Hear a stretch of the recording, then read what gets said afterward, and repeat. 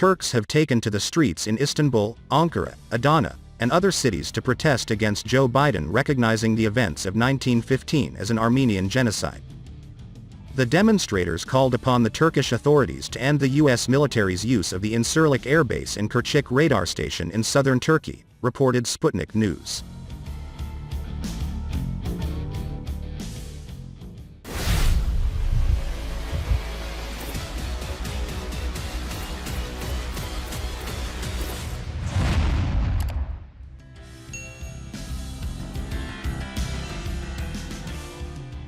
I believe that the time has come to return the bases provided by Turkey to NATO and the United States, mainly Incirlik and Kurecik, and nationalize them in the full sense of the word, says Ceyhun Bozkurt, Turkish political commentator, author of several studies on Turkish-American relations.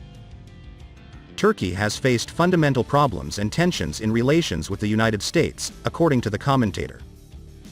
He highlights that Washington has taken an overtly anti-Turkish position on a number of key issues, starting with the embargo against Turkey and ending with the Americans' backing of military coups. The time is long overdue for building a more independent relationship with the United States and NATO, he says. In this context, I advocate bringing relations between Turkey and NATO to an independent diplomatic level and transforming them from a superior subordinate relationship into a relationship of equal independent states.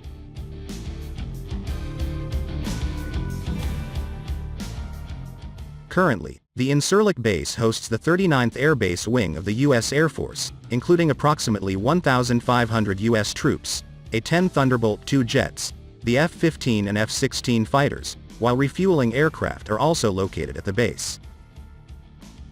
The press also occasionally reports about the deployment of aircraft equipped with airborne warning and control system in Incirlik. AWACS is a mobile, long-range radar surveillance system and control center for air defense. The press also reported that 50 B-61-12 type nuclear bombs are located at Incirlik.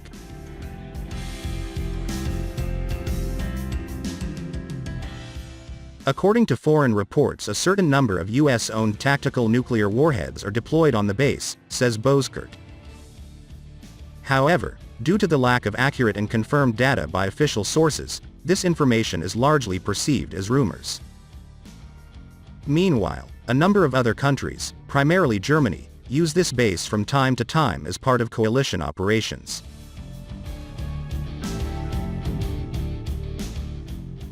Speaking to the Anadolu Agency earlier this week, an unnamed source from Turkey's Ministry of National Defense noted that all military bases on the country's territory should be subordinate to Turkish generals. Incirlik is one of the bases of the Turkish Air Force, and all its infrastructure belongs to the Turkish Republic, the source added.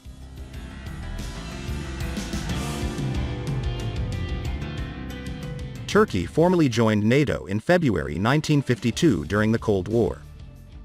The construction of the Incirlik base, which is located 250 miles southeast of Ankara, began in the spring of 1951. In December 1954, the Turkish General Staff and the U.S. Air Force signed a joint use agreement for the new base. Initially, the Americans planned to use the foothold as an emergency staging and recovery site for medium and heavy bombers.